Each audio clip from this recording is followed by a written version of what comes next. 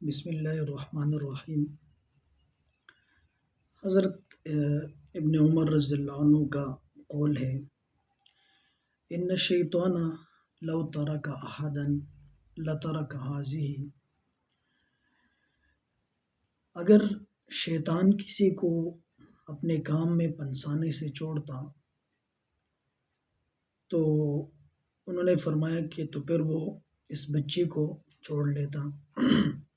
واقعی اس کے پیچھے یہ ہے اور اصل موضوع یہ ہے کہ آج کل لوگوں نے موبائلوں کے اندر یا گھروں کے اندر جو ٹی ویز وغیرہ جو ہے وہ رکھے ہوئے ہوتے ہیں اور اس کے اندر طرح طرح کی میوزک اور گانے وغیرہ سنتے ہیں اور پھر اس کو الگ الگ سے نام دیتے، جیسے حدیث کے اندر آتا ہے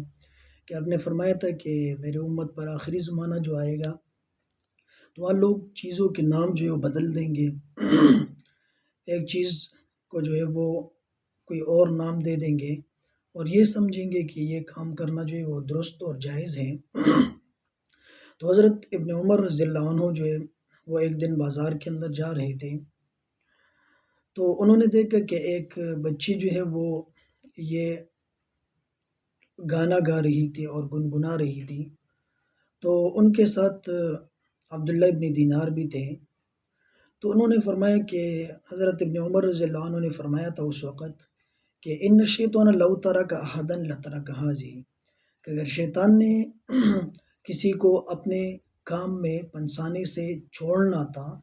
تو وہ اس بچی کو چھوڑ لیتا، لیکن شیطان جو ہے وہ اتنا خبیث اور دھتکارا ہوا ہے کہ اس نے اس بچی کو بھی معاف نہیں کیا اور اس بچی کو جو ہے اتنے کم عمری میں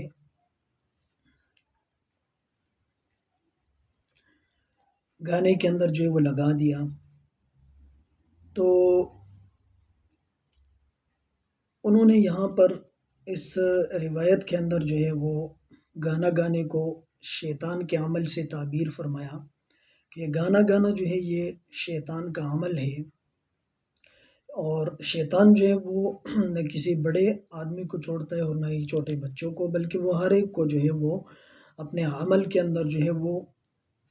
شامل کرتا رہتا ہے اور اس سے اپنی وہی کام کراتا ہے جس کا اس نے اللہ تعالیٰ نے جس ٹائم اس کو نکالا تھا جنت سے، تو اس وقت اس نے جو وعدہ کیا تھا تو وہ اس وعدے پر ابھی تک چل رہا ہے اور انسانوں کو جو ہے وہ طرح طرح سے بہکاتا رہتا ہے۔ اب آتی بات کہ کس طرح کے اشعار پڑھنا جو ہے وہ درست ہے اور کس طرح کے اشعار پڑھنا جو ہے وہ جائز نہیں ہے، تو اس بات کو اچھی طرح جو ہے وہ سمجھ لینا چاہیے کہ ایسے گانے جو باقاعدہ موسیقی کے آلات کے ساتھ ہوں، جیسے کہ آج کل آلات آئے ہوئے ہیں جس کے ذریعے سے ساز وغیرہ جو ہے اور ڈھول وغیرہ جو ہے وہ مار کے گانے گائے جاتے ہیں، تو ایسے گانے گانا جو ہے وہ درست نہیں ہے۔ اب کون سے گانے کی جو ہے وہ گنجائش ہے اور کون سے اشعار پڑھنے کی گنجائش ہے، تو اگر کسی نے کبھی کبھار ایسا کوئی شعر ترنم کے ساتھ پڑھ لیا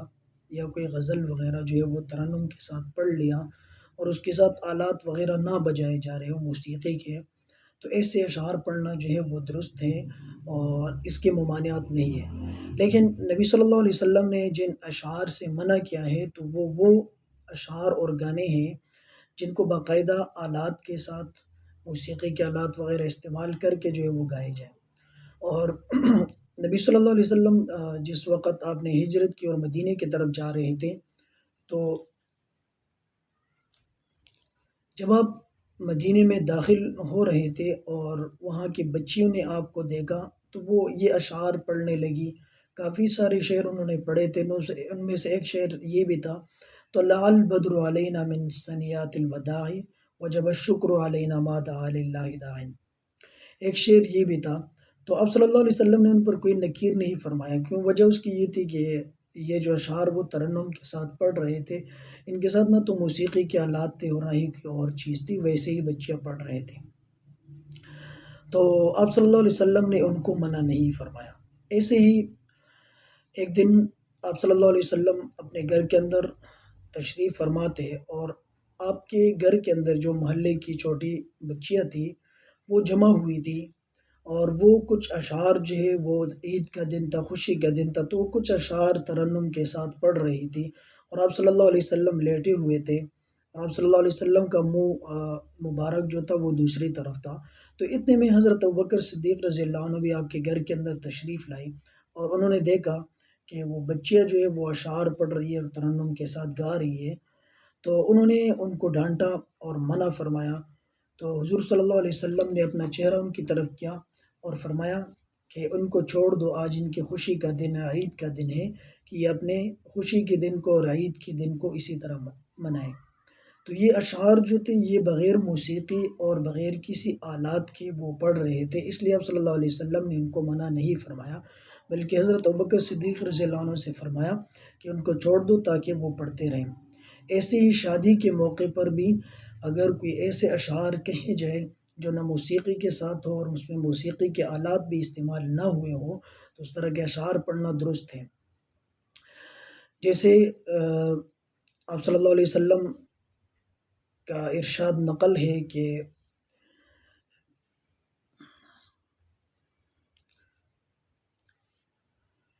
آپ صلی اللہ علیہ وسلم نے حضرت عائشہ رضی اللہ عنہ سے فرمایا تھا اور ترغیب بھی دی تھی، اور فرمایا تھا کہ چونکہ انصار کو یہ اشعار وغیرہ کہنا جو ہے وہ پسند ہے، تو اس لیے ان کے ساتھ کوئی لڑکی جو ہے وہ بھیج دیتا کہ وہ ان کے شادی کے موقع پر جو ہے وہ اشعار پڑھ لیا کرے۔ تو اب آپ نے شادی کی اور خوشی کے موقع پر بھی پڑھنے کی اجازت تو دی ہے، لیکن یہ تب ہی ہے کہ جب اس کو باقاعدہ ایک فن نہ بنایا جائے۔ آج کل تو لوگوں نے اس کو فن ہی بنایا ہوا ہے کہ وہ اس کے ساتھ ناچ گانا بھی ہوتا ہے،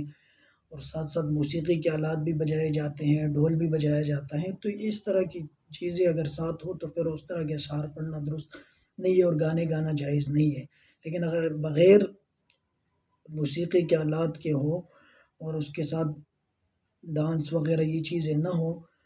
اور ترنم کے ساتھ پڑھے جائے تو اس طرح کے اشعار پڑھنا جو ہے درست ہے، لیکن ساتھ ساتھ یہ بھی شرط ہے کہ وہ اشعار ایسے ہو جس کے اندر کوئی شرکیہ وغیرہ الفاظ بھی استعمال نہ ہو، یعنی ایسے اشعار نہ ہو، ایسے جملے نہ ہو جو شرک پر مشتمل ہو، کہ اس کے اندر اللہ کے ساتھ کسی کو شریک کیا جا رہا ہے یا کسی بزرگ کی یا کسی نبی وغیرہ کی توہین بھی نہ ہو۔ ہاں، جہاں پر لوگوں نے اس کو باقاعدہ فن بنایا ہوا ہے کہ وہ اسی کو کمائی کا ذریعہ بنائے، وہی جو ہے وہ ڈھول اٹھا کے اور ساری چیزیں اٹھا کے تو پروگراموں پہ جاتے ہیں اور پروگرامیں کرتے ہیں اور باقاعدہ موسیقی کے ساتھ اور ڈھول بجا کے جو ہے وہ پڑھے جاتے ہیں گانے اور گائے جاتے ہیں، تو اس طرح کرنا جو ہے وہ پھر جائز نہیں ہے، کیونکہ اس کو باقاعدہ پیشہ بنایا گیا، اور اس کو حضرت عبداللہ ابن عمر کی روایت گزری کہ انہوں نے اس کو شیطان کا عمل قرار دیا، کہ یہ شیطان کا عمل ہے اور شیطان جو ہے وہ انسانوں کو بہکاتا رہتا ہے، اور اس کو جب اللہ تعالیٰ نے جنت سے نکالا تو اس وقت اس نے اللہ تعالیٰ سے یہ عہد لیا تھا اور وعدہ لیا تھا کہ میں تمہارے بندوں کو جو ہے سارے بندوں کو اپنے راستے پہ لاؤں گا،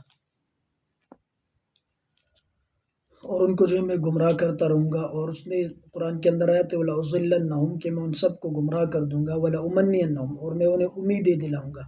وَلَآمُرَنَّهُمْ اور میں انہیں حکم دوں گا، فَلَيُبَتِّكُنَّ آذَانَ الْأَنْعَامِ کہ وہ جانوروں کے کان جو ہے وہ چیریں گے، وَلَآمُرَنَّهُمْ فَلَيُغَيِّرُنَّ خَلْقَ اللَّهِ اور میں انہیں حکم دوں گا کہ وہ اللہ تعالیٰ کی تخلیق کو جو ہے وہ تبدیل کر دیں گے۔ تو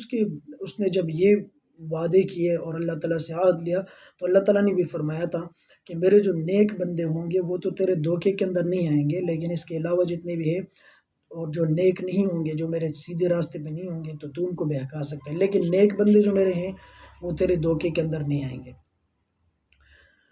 اور اللہ نے فرمایا وَاسْتَفْزِزْ مَنِ اسْتَطَعْتَ مِنْهُمْ بِصَوْتِكَ وَاجْلِبْ عَلَيْهِمْ بِخَيْلِكَ وَرَجِلِكَ وَشَارِكْهُمْ فِي الْأَمْوَالِ وَالْأَوْلَادِ ان میں سے جس پر تیرا قابو اور بس چلے اپنی چیخ اور پکار سے اور اپنی آواز سے، اور ان پر اپنے سوار اور پیادوں کے ذریعے سے چڑھائی کر کے اور ان کے مال اور اولاد میں شرکت کر کے اور ان سے جھوٹے وعدے کر کے ان کو گمراہ کرنے کی کوشش کر لینا۔ تو اس آیت میں اللہ تعالیٰ نے فرمایا کہ جا تو اپنی آواز کے ذریعے سے بھی ان کو بہکا دے، تو یہ جو یہاں پر آیا ہے وَاسْتَفْزِزْ مَنِ اسْتَطَعْتَ مِنْهُمْ بِصَوْتِكَ کہ تو اپنی آواز کے ذریعے سے ان کو بہکا دے، تو اس کی تفسیر جو مفسرین نے کی ہے انہوں نے فرمایا ہے کہ اس سے مراد شیطان کی آواز سے مراد جو ہے وہ گانا بجانا ہے، یعنی گانا جو ہے وہ بجایا جائے اور اس کے ساتھ جو ہے آلات موسیقی وغیرہ بھی جو ہے وہ استعمال کیا جائے۔ تو اس آیت کے اندر انہوں نے فرمایا کہ بے صوت کا سے مراد شیطان کی آواز ہے، اور شیطان کی آواز سے مراد کہ لوگ گانے گائے اور اس کے ساتھ موسیقی وغیرہ بھی استعمال کریں۔ تو اور حدیث کے اندر بھی جو موسیقی کے آلات ہیں تو اس کو کہا ہے کہ مزامیر الشیطان، شیطان کا عمل قرار دیا گیا ہے۔ مزمار الشیطان کہا گیا ان کو حدیث کے اندر کہ یہ تو شیطان کا عمل ہے کہ شیطان لوگوں کو اس غلط چیز پر لگاتا ہے۔ آگے آپ صلی اللہ علیہ وسلم نے اسی چیز کو احادیث کے اندر بہت سختی سے منع فرمایا ہے کہ ایسا کوئی کام جو ہے وہ نہ کریں جس سے آپ کے گھر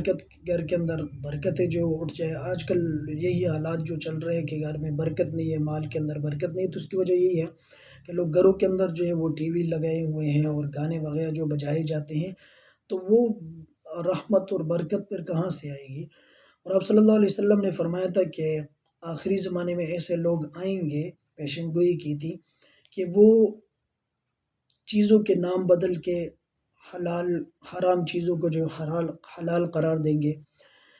تو آپ صلی اللہ علیہ وسلم کو ہے کہ آپ صلی اللہ علیہ وسلم نے اسی زمانے کو دیکھ کے پیشن گوئی کی تھی کہ ایسے لوگ آئیں گے جو طرح طرح کے کام کریں گے لیکن اس کو دوسرا نام دیں گے۔ مثلاً موسیقی کو نام دے دیا جی کہ یہ جو ہے وہ آرٹسٹ ہے اور یہ فنکاری ہے، تو اور یہ جائز ہے اور اس طرح کرنا، تو طرح طرح کے نام دیں گے۔ حالانکہ اس سے پہلے اس زمانے ماضی قریب کے اندر اگر دیکھا جائے تو جو بندہ گانے گاتا تھا اور باقاعدہ ڈول وغیرہ ناچتا تو اس کو مراسی کہا جاتا تھا، لیکن آج کل جو ہے وہ اس مراسی کا نام تبدیل کر کے لوگ اس کو آرٹسٹ کہتے ہیں اور موسیقی کار اور فنکار کہتے ہیں۔ تو یہ نام لوگوں نے تبدیل کر لیا، ایک اچھا سا نام دے دیا، اور تو برائی جو تھی اس کو نام کے پیچھے چھپانے کی جو ہے وہ کوشش کی ہے، تو یہ درست نہیں ہے اور جائز نہیں ہے، کیونکہ آپ صلی اللہ علیہ وسلم کی حدیث جب آ گئی کہ اس طرح کرنا جائز نہیں اور اس کو شیطان کا عمل بھی قرار دیا گیا ہے، مفسرین نے اور قرآن کے اندر بھی اس کو کہا ہے، تو پھر اس کو نام بدلنے سے جو برائی ختم نہیں ہوگی۔ اور آج کل ہماری پریشانی کی سب سے اور جو گھروں کے اندر نحوست ہے، بے برکتی، اس کی وجہ بھی یہی ہے کہ ہم نے ایسے کام شروع کیے ہو گھروں کے اندر، ٹی ویز پہ ڈرامے دیکھتے ہیں اور طرح طرح کے کام کرتے ہیں جس سے ہمارے گھروں سے برکت جو ہے وہ اٹھ گیا ہے، تو اس لیے موسیقی وغیرہ شیطان کا عمل قرار دیا گیا ہے، تو اس لیے ان چیزوں سے بچا جائے۔ اور سب سے بڑا خطرناک مقام یہ ہے کہ ہمارے جسم کے اندر ایک ضمیر ہے، اور وہ ضمیر جب ہم برا کام کرتے ہیں تو ہمیں آواز دیتا رہتا ہے، اور وہ تب تک آواز دیتا ہے جب تک آپ اس کی آواز سنتے ہیں، لیکن اگر آپ اس کی آواز نہیں سنتے اور اس کی طرف توجہ نہیں دیتے تو وہ چیز ہی بے حس ہو جاتی ہے، اندر سے وہ ضمیر ہی مر جاتی ہے، تو پھر آپ کو آواز نہیں آتی۔ ایسی بات لوگ غلط کام کرتے ہیں لیکن وہ اس کو گناہ سمجھتے ہی نہیں ہے، گناہ سمجھ کے کرتے ہی نہیں ہے، تو وہ کہتے ہیں یہ تو ایک جائز کام ہے۔ تو ایسی گناہ کے کاموں کو جو ہے وہ جائز کہنا اور اس کے اوپر کوئی شرمندگی ظاہر نہ کرنا، تو یہ آدمی کی بے حسی کی جو ہے وہ ایک مثال ہے کہ اندر ضمیر جو ہے اس کی مر چکی ہے۔ تو اس کی جیسے ایک آدمی ہے تو وہ پہلی مرتبہ جاتا ہے کسی بدبودار جگہ پہ تو وہاں پر ٹک ہی نہیں سکتا، لیکن اگر وہ اسی جگہ رہنا شروع کر دے تو آہستہ آہستہ اس کے جسم میں وہ بدبو جو ہے وہ اس کا اثر ہی پھر نہیں ہوتا، اس کا جسم اس کا عادی ہو جاتا ہے۔ تو ایسے ہی جو بندہ گناہ کے کاموں کو بھی جائز کہتا ہے اور اس کام کرتا رہتا ہے تو اس کے حس جو اندر ہے اور ایک ضمیر جو مر جاتی ہے جہاں سے اس کو آواز آنی تھی، تو پھر وہ کوئی بھی جائز کام کرے یا ناجائز، تو اس ناجائز کام کو بھی جائز ہی کہتا رہتا ہے اور کرتا رہتا ہے، کوئی شرمندگی اور عار اس کے اوپر محسوس نہیں کرتا۔